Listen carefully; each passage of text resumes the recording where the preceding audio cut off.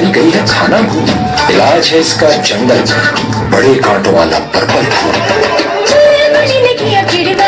जंगल से फूल लाने का, पतली झोली में भी सोचा मिलकर साथ गाने का।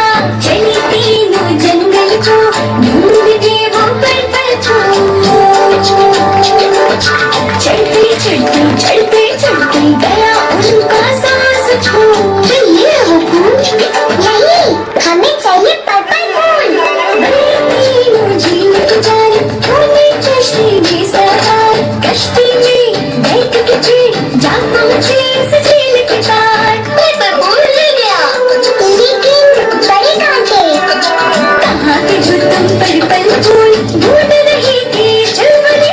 तभी झांस ने पीछे देखा तो उसकी निगाह पड़े। रास्ता बजाते पत्ते हटाते तीनों जा पहुंचे वहाँ, बड़ी बड़ी कांटों वाला पर्पल फूल था जहाँ। दौड़ भागते जल्दी जल्दी तीनों घर की ओर चले। खिला दिया डॉक्टर चचा ने प्यारे को वो पर्पल फूल। खाते ही आंखें चमकी और प्यारे